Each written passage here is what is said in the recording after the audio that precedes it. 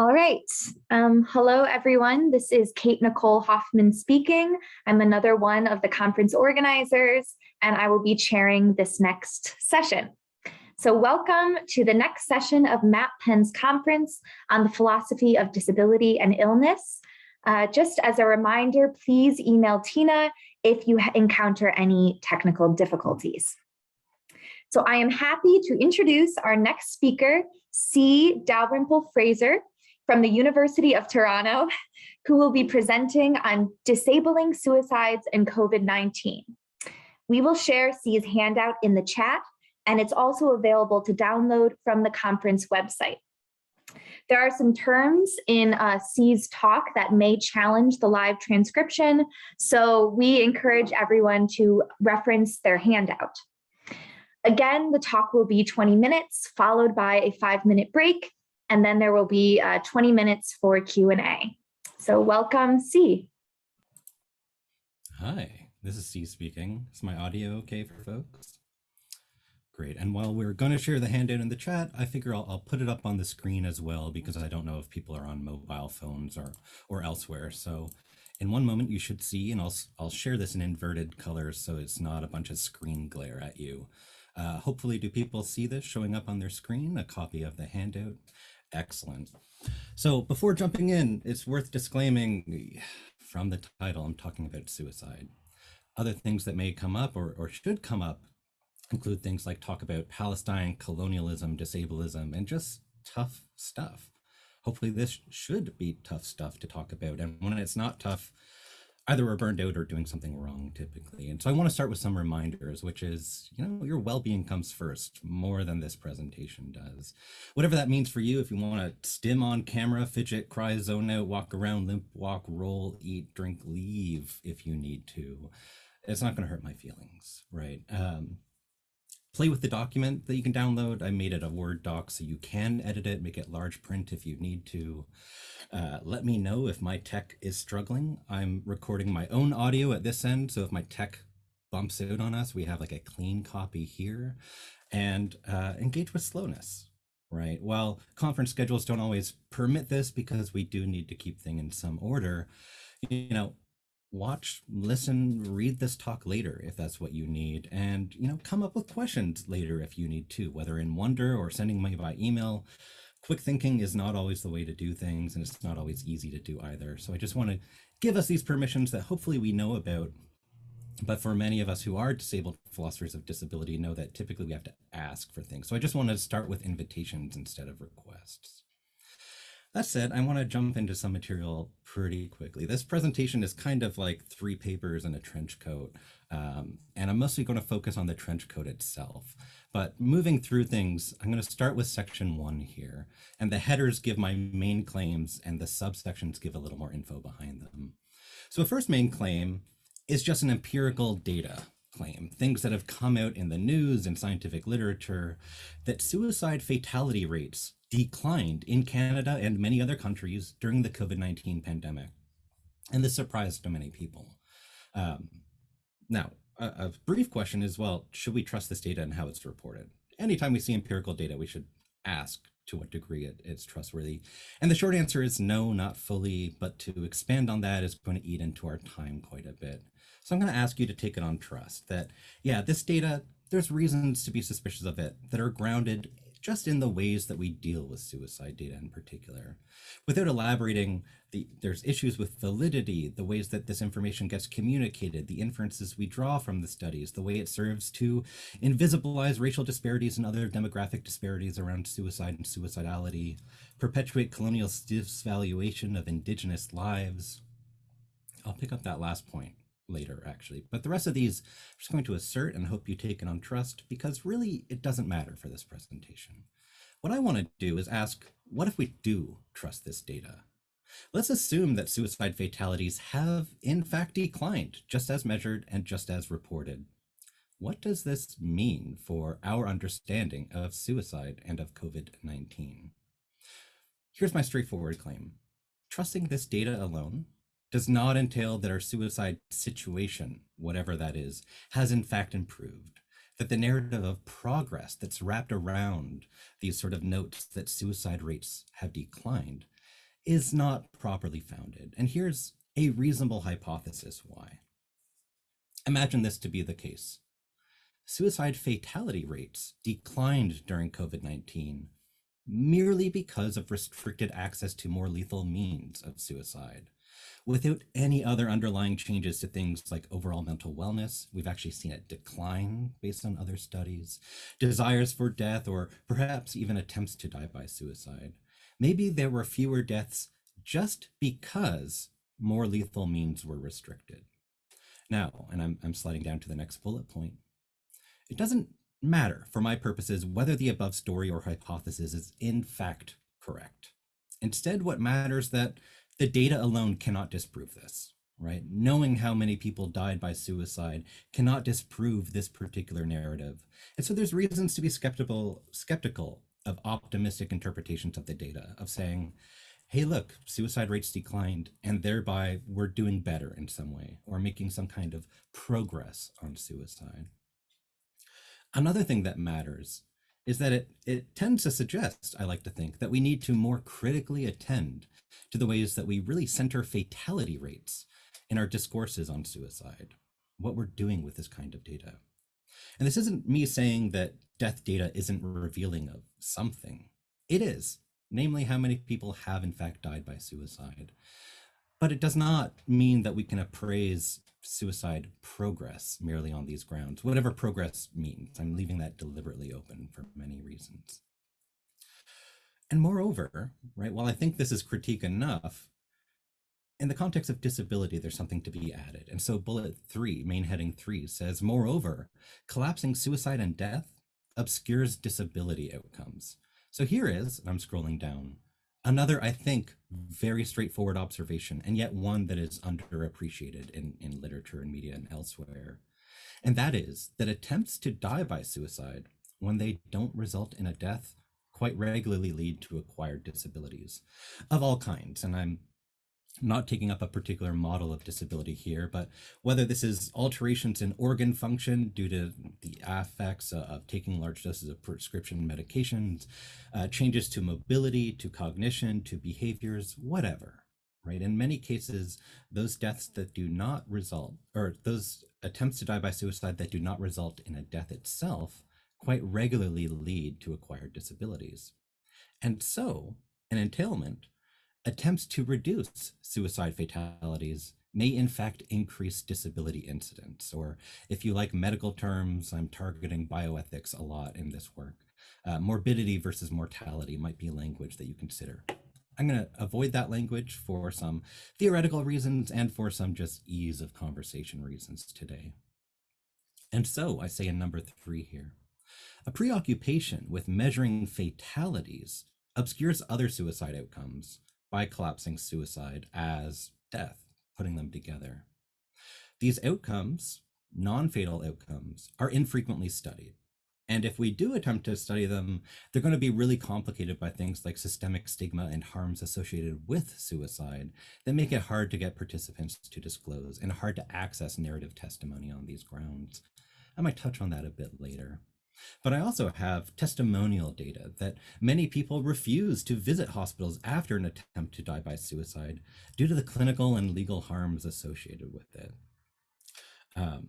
Leah Lakshmi Pyapsna Samarasena, subtitles won't get that one, but it's in the handout, in Care Work gives a great short story where effectively a friend says, like, how do we check in with each other? Should I ask, like, are you thinking of killing yourself? And she says, if anyone asked me that, I would say, hell no.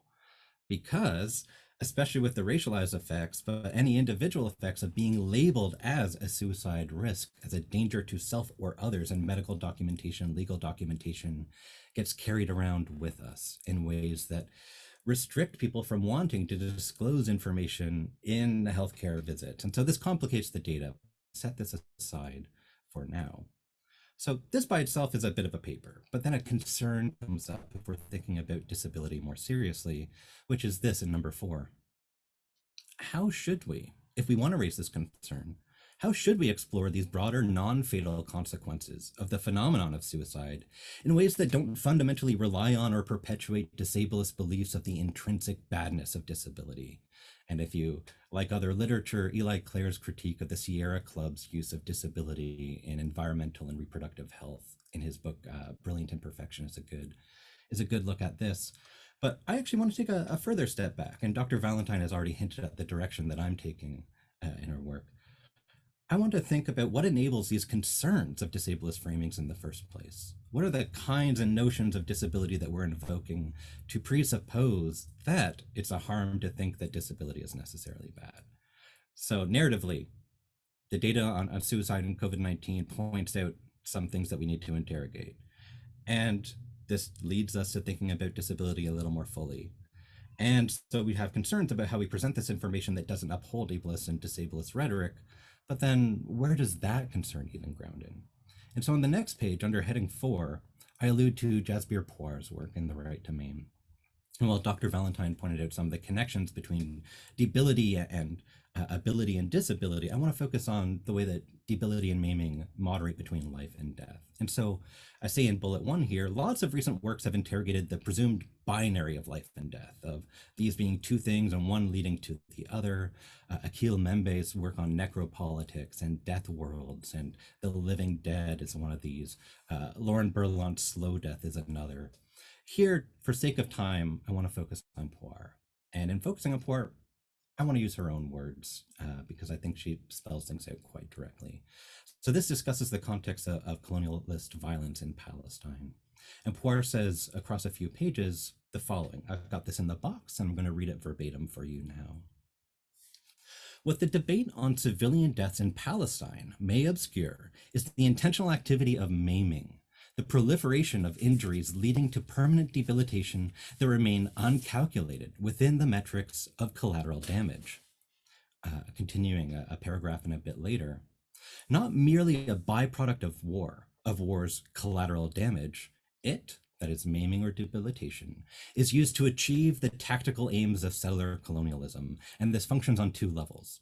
The first is the maiming of humans within a context that is utterly and systematically resource deprived, an infrastructural field that is unable to transform the cripple into the disabled.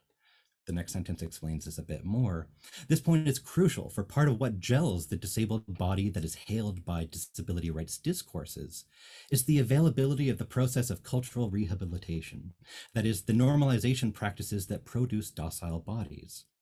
The second of these two functions is the maiming of infrastructure in order to stunt or decay the able-bodied into debilitation through control of things like calories, water, electricity, healthcare supplies, and fuel. And so part of what Puar managed to do here is, well, I spell out some of these in number 2 here for us.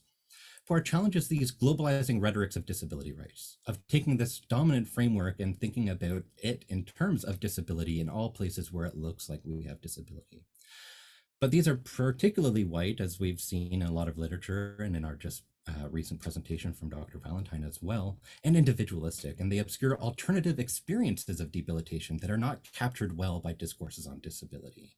Puar quotes a lot of people who say things like, "It would have been better if they had just dropped a bomb on us."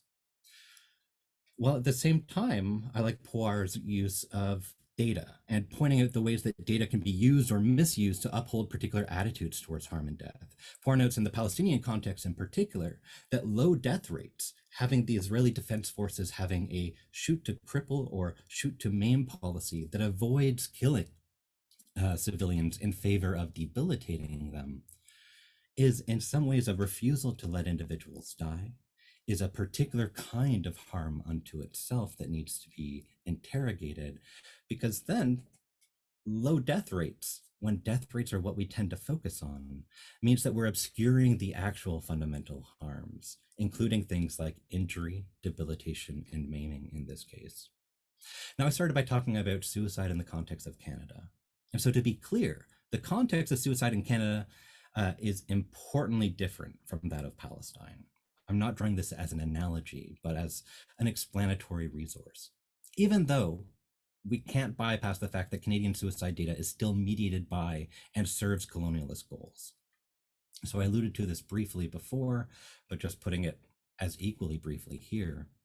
One concern I have with these progress narratives based on suicide data in the context of colonialist Canada is that the progress narrative of suicide declines functions to obscure suicide among, for example, Inuit and Innu peoples, who are known to have the highest suicide rates in the world. So what does it mean to think about progress in suicide rates in the context of Canada while still having this colonialist attitude of neglect towards Indigenous peoples that lead to this severe suicide rates? And also obscures the frequent suicide crises among other First Nations, including, the most newsworthy of late, I put this in quote, in terms of media popularity, include Ottawa-Piskat, Shamattawa, and the Shishatsiu First Nations, where in many cases there were dozens of suicides over the spans of just a few days. And these are most compellingly explained in terms of things like Canadian colonist goals of wearing out Indigenous populations in lieu of more direct extinction practices. And to get into this history would be a little too much for the next 4 minutes. So I'm going to glaze past this while recommending that people check out Chris John McKay and Smith's book, Dying to Please You. And there's a link in the handout to a free copy of this as well. And so current policies, practices, and research and resources around suicide further facilitate debilitation and disablement. Put briefly, I already mentioned that things like medical and legal records of suicide behaviors impact individuals' abilities to function more broadly, but also impact, for example, access to and quality of care, with empirical research demonstrating that healthcare practitioners don't want to work with suicidal patients when they can avoid it. Meanwhile, an overemphasis on strategies of letting people live, of suicide prevention, which Poir would frame as will not make or let die, without attention to the alternative or consequent harms that are upheld, obscured, and generated, it's pretty bad. Fatality data obscures underlying structural social harms that might motivate attempts to die by suicide, and the harms of will not make or let die by suicide. So that's a bit of a theoretical look into Poir. While it's still really grounded, bringing it back into the suicide context more concretely, which is half upon here, revisiting suicide fatality data in the context of means restriction interventions, where we're intervening and restricting means to suicide, reaffirms this kind of problem and need. So in erecting bridge barriers or passing firearm legislation, it seems to reduce suicide fatalities, and yay, that looks good, right? And consider this quote that kind of spells out the issue a little more, I think. When reduction of access to highly lethal method is possible, people who do attempt to die by suicide with less dangerous means have an increased chance of survival. If the overall population rate of suicide is to be substantially reduced by means restriction, the fatality rate of alternative methods should be lower than that of the restricted method. Nowhere in this article or in similar literature promoting a reduction of the overall population rate of suicide tends to focus on the consequent harms of these kinds of restrictions, of the disablement that occurs as a result, of the injuries that follow from restricting access to fatal means and pushing people towards less fatal means. And so where the success of means restriction has been measured in terms of fewer suicide deaths, I raise concerns that really we might be increasing disability and debility, that these are not measured or accounted for, given that we're emphasizing fatalities, and that without any structural support or reform, and with all the additional stigma and barriers to accessing needed care, that these means restriction interventions and a lot of our suicide practices could be increasing or multiplying different harms that we're not measuring. And so, wrapping up briefly, a decline in suicide fatalities during the coronavirus pandemic in particular, if we trust that data, cannot by itself provide adequate perspective on how COVID-19 impacted suicide more broadly, or whether something counts as progress. An optimistic attitude is not yet one, and may further obscure needed changes by implying that our current practices are quote unquote working. Really, a more critical approach to suicide requires further attention to the interplay of disability and debility, if, when, and from suicide. And so while it's not inappropriate to think about suicide in terms of death, this cannot be the more singular primary focus in theorizing, researching, and responding to the phenomenon of suicide. And then, if you're interested, as an appendix, I've outlined some other possible upshots, and I'll allude to these briefly because I know that 25 minutes is our hard limit, but give me 1 minute here. Technically, I think this is all theory neutral, that even if you think suicide is merely a psychopathological phenomenon and has nothing to do with systemic oppression or societal societal and environmental influences, you should still be concerned about these other outcomes. Right. It also challenges many of our norms of how we think about suicide in terms of temporality, that it's a final end when many lives continue after, and that causes of suicide predate in very long ways, that we shouldn't necessarily define suicide by outcomes alone, that a lot of, and I've got an example if you want to read it further, a lot of example definitions of suicide, even in more critical suicidological work, tend to emphasize that suicide is an act plus a very specific outcome. But the outcome seems in many cases to be lucky, and there might be more that we need to interrogate about collapsing the outcome of death with the concept and phenomenon of suicide. In the context of empirical research, lots of consequences, hopefully. That for one, we need more than just these numerical data. We need longitudinal studies, we need qualitative studies, that we need to interrogate how we get this data in the first place and the structures in legal and medical systems that it's upholding, that we reappraise our research that we've done in the past that said certain things look good, means reduction interventions, reduce harm. I hope that this presentation challenges that enough that we need to revisit some of this data and look a little more critically at the implications that have gone unstudied so far.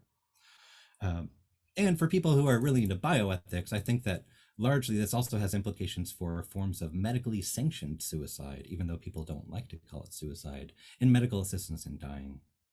And then we can also think about the word suicide itself, whether it's the right word to use in these contexts. I give you a few free quotes here, but if we criticize the association between suicide and death outcomes, then this motivates questions about, should we just switch terms? Should we have more inclusive language? Or should we conceptually engineer the language we already have? I have my own leanings. This presentation is neutral on the matter, but those are some of the further implications here. All right, and that's my talk. Thanks for joining me through it. I look forward to chatting together about it. Awesome. Well, thank you so much, C. So we are going to take our 5-minute break, and we will be back in 5 minutes to have a question and answer session. So see you soon.